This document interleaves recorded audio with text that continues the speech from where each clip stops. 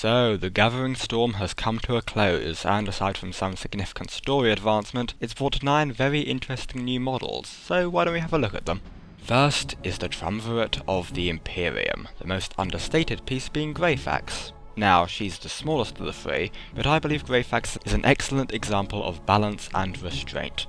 She has both a level of simplicity, casting a strong silhouette, but also a lot of detail, though it doesn't at all make her seem cluttered by how well the detail blends into the lines and contours of that all-important silhouette. As she's a game piece, thus recognizability from across the table and regardless of paint scheme must be considered. From her highly decorated attire to her crude-looking prosthetic eye, the model really captures that classic Blanche 40k feeling. I especially like this take on human power armor, with a clear inspiration drawn from Sisters miniatures, but with the gothic motifs and ornamentation brought in line with something that feels at once rigidly in line with the style of the Inquisition, but also far more individual to the character itself.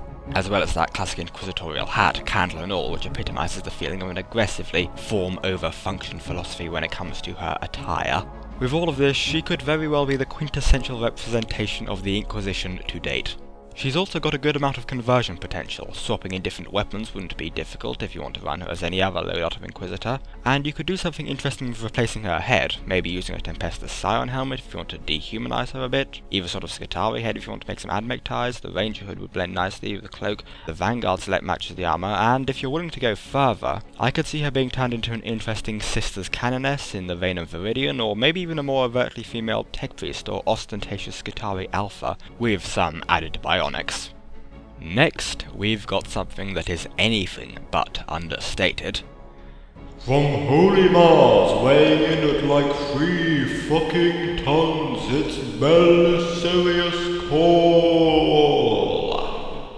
But really, this gentleman makes the already big guy that is the standard Tech Priest Dominus look tiny by comparison. Speaking of the Dominus, I think it's worthwhile to compare the two. When looked at side by side, it's clear that Call shares a great many similar aspects, only amplified to the extreme. The Tech Priest's robes conceal beneath them insectile legs. Call's robes barely cover his many inhuman legs. The Dominus has a cane and power axe with attached components and data spikes. Call has a bigger cane with a skull on it, and a way bigger axe with loads of mechanical bits and like 5 data spikes. He has a single organic arm and he has a single organic arm. He has this layered armor on his back, he has... you get the idea. This isn't necessarily a bad thing. The Tech Priest Dominus is, in my opinion, one of GW's greatest models of all time. It just feels a little disappointing to see them being so iterative when there's so many directions you can go with Tech Priests, as can be seen with any of Forgeron's examples, or hell, even GW's own Datasmith from the same line as the Tech Priest. Possibly as a symptom of this seeming design philosophy of Dominus times 10, you could make the case that he's a bit cluttered, and frankly I wouldn't say you're wrong, but if anyone can get away with being overcomplicated, it is the AdMech. Arguably that's one of their more important design aesthetics. And despite these misgivings, I do like him overall. But there's still a few individual areas I don't quite agree with. The stomach, for instance, makes him look a bit off from certain angles. That is to say, pretty much any angle but this one. From here you can see the interesting S shape it gives Call's body, but from any other angle, well, it sort of just looks like he's pregnant. I feel this highlights why mechadendrites are normally mounted to the back or chest even of a Tech Priest, rather than here. Oh, and he's showing a bit too much flesh for my taste, but that's just me. Not to mention, with some light conversion work you could easily fix that. Speaking of conversions, that's where this model really shines, perhaps more than any other from the whole of the Gathering Storm.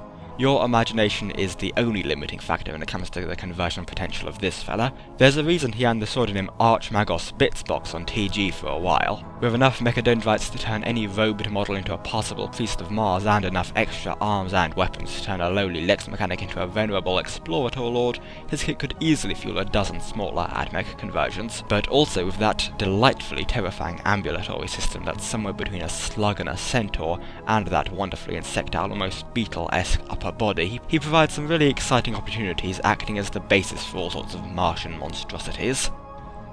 Last in the box is Celestine, the only of the 3 who isn't an original character for this event, as well as being one of the first Sisters miniatures, excluding Viridian, that we've seen for a long time, and I like what they've done with her. By my reckoning, the best decision they made with her was to keep it simple.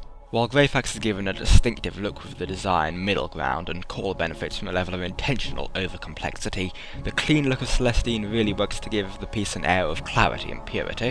While Core is a barely human monster that would terrify friend and foe alike, you can really get the sense that Celestine is a figure that the average human guardsman could rally around and see as a holy beacon. As well as Celestine's own design, the Gemini also serve well to bring the focus towards the Saint, which is an impressive feat for totally separate models to pull off, though on their own they're nothing to write home about, memes as to their width aside. This was a sorely needed update, and one that I'd say they pulled off effectively and respectfully. As for conversion potential, I'd say the simplicity helps here as well. All these make good basis for any sort of female model, especially other Sisters of Battle or Inquisition, but be warned, their in-flight poses might cause some serious trouble in as far as modelling versatility goes. All in all, I think this box set is excellent. All of the models are wonderful and have a strong sense of individual personality. It also works well to represent the Imperium in the only way you could of such a vast and diverse conglomerate of ideals and aesthetics, by giving a cross-section of it. This box manages to represent the merciless shadow authority of the Inquisition, the religious monolithic cultural thoughts of the Ecclesiarchy, and the thoroughly separate but inexorably conjoined Adeptus Mechanicus that make up the Imperium without a single Space Marine. As long as you aren't still triggered over boob plates after all these years of nobody else giving a shit, then there's a lot to like here. What a box. In my opinion, it's the best of the three. Next up, we've got the Triumvirate of Yaniad. Let's start this adventure of unclear pronunciation with the avatar itself, the Ankan. This model looks alright. I quite like a lot of the ideas behind it, I'm just not so sure about the execution. I enjoy the concept of it being a reflection of Slaanesh, being tied to She Who First as another god created by the Eldar, but I think they may have gone a little too far towards the demonic for my taste. Perhaps this could be rectified with a more subdued paint scheme. I always pictured the Eldar god of death being a more somber entity, and I think a more muted palette could help bring the model in line with that, as well as being a little less Fulgrim-ish. Just look at the more monochromatic version on the cover. I'd say that makes it look a damn lot better. I could see a paint job done entirely with blues, whites, maybe some silver for parts of the armor, really bringing it into feeling like a god of death that befits the tragic plight of the Eldar. Hell, maybe even going totally grayscale could work, just not Slaanesh purple on a model that already looks a little too much like a demon. On the conversion front, you might be a little limited. My main idea would be to just turn it into a demon of Slaanesh. Add a few more spikes, tentacles, horns, a mark of Slaanesh, maybe some demonettes to the base, and go fully into purples and pinks when painting it, and bam, Keeper of Secrets. Model 2 of Box 2 is Yvonne. This model works well, being much more tied to the specific types of space elf than her cohorts. She pulls off the Dark Eldar witch look excellently, but also captures a lot of the elements reminiscent of Craftworld Farseers. There's also a lot of cool, smaller visual elements, from the gauntlet to oversized dress and knife fan, though her headpiece in particular is great at drawing attention to the focal point of the model. She also captures the sexuality embodied by the Dark Eldar well, but in a much more subtle way than the barely clothed Hesperax, giving her a unique feeling in that regard. Also there's a Durinx, and if you don't mind me breaking character for a moment, that's the sickest shit. As for conversions, the first thing that comes to mind would be a standard Deldar Witch. The way the parts go together, it doesn't look like it would be too hard to get rid of the dress, then just remove some of the soul stones and swap out the weapon. I could also see some of the bits being pretty versatile. The Durinx could work with any Eldar model, the sword and gauntlet as well, but also seem like they could work as a suitable item of robbed xenotech for anyone else. The dress could be used on all sorts of female Imperial noblewomen, such as Inquisitors, and the main body too, though maybe think more in the direction of an assassin with the stylized body glove design. Last in the box is the Vis Arc, and aside from being the only one I can confidently name, he's also my favourite of the bunch by a good margin. This model is really something special, blending the looks of the Eldar subtypes seamlessly while still having a totally unique feel. It really captures the look of what I imagine the pre-fall Eldar to be. This guy looks, well, nothing short of a total badass, while still being clearly Eldar. That point alone makes him an astounding achievement for overcoming that contradiction. My favourite part has to be the cloak. It gives him that classic space pirate feel from way back, not to mention the fur filled with soulstones gives the model a sense of savagery and style that hasn't been seen in any prior Eldar models that I can think of. As for conversions, he'd make a good base or bits repository for any sort of Corsair or Archon, and bits of him might work well on all sorts of models as trophies, stolen armor pieces, etc. Though some sort of suitably pompous rogue trader of xenophilic tendencies comes to my mind. My faith is my penis! Can I still make Dawn of War voice acting jokes? If every other hack doing Warhammer videos can lift their jokes from 1D4chan, and their scripts besides from the wikis, then I can do whatever the hell I want. And that's the triumvirate of Yaniad. All in all, I quite like it. The Vis Arc is certainly the standout piece, and I find the Uncard a little underwhelming, but overall it's still pretty good. The thing I like about this set in particular, that the other two lack, is that the three models have a lot of elements that tie them together and make them feel like a proper trio, or triumvirate, as the case may be. Point is, these three feel like they actually have a reason to be regularly going around together, beyond pure circumstance of being the three most important folk in a given part of the story. Elements like the multiple soul stones, ancient Eldar designs, and of course their swords all work really well to tie them into the story and make them feel like a unique bunch amongst the Space Elves. When my biggest problem with the box is that I think the asset for soul stones is a little outdated, then it must be doing something right.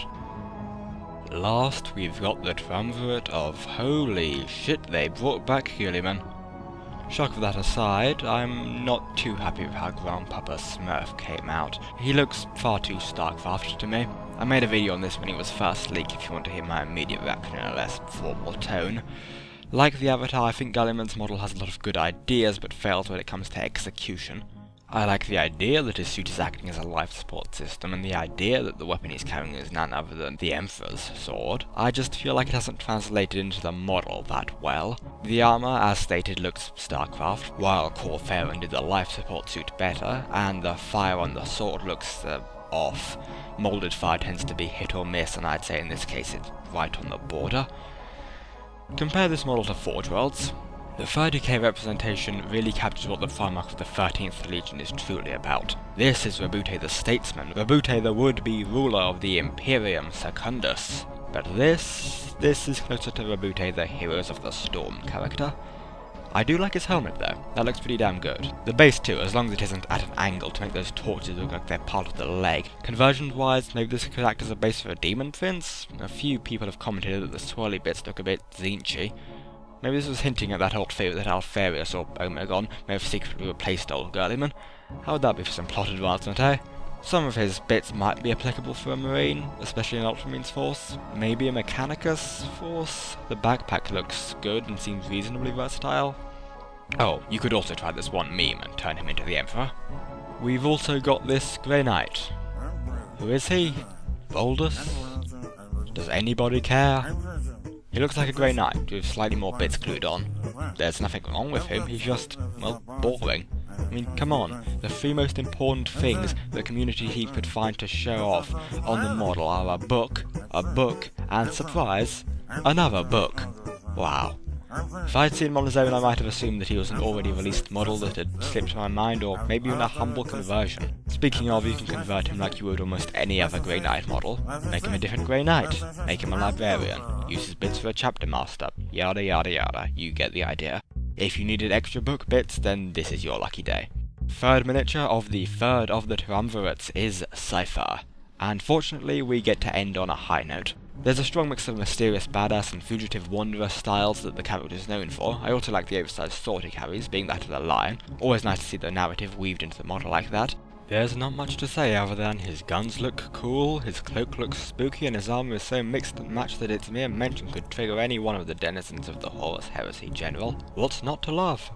Even conversion potential seems pretty good. The sprue pictures aren't entirely clear, but it looks like the cloak won't make too many of the bits inaccessible, and besides the weapons can be pulled off, a good number of parts could certainly be used for other Marines, and as far as acting as a base model goes, he could work decently for a Deathwatch Black Shield, or on the 30k side of things, a Knight Errant, or especially a Moritat. However, Sipho aside, this box is definitely the most disappointing to me. The Grey Knight character feels uninspired and just painfully dull, and it feels like they really missed the mark of Guilliman, which is a shame considering how much I liked what they did with Magnus. Oh well, you win some, you lose some. Like Acadia. RIP. But that is it for the models of the Gathering Storm. As an accessory to this video, I'd recommend you check out the ones GW put out. There are only ones of the first 2 boxes, but they've got the fantastic Jess Goodwin in them, and they give a very interesting perspective from the back-end side of the creation of these models, though of course they are rather uniformly positive, as one might expect from what are ultimately promotional pieces. I'd also like to hear what you thought of the model, so feel free to use the comments to discuss. You may also have noticed how much time I spent discussing conversions, and I'd love to see what ideas you have in that regard too. That out of the way, if you found what I had to say interesting, informative, or otherwise entertaining, feel free to sub to me here or follow me on Twitter. Just be warned, some of what I put up is a little bit, out there.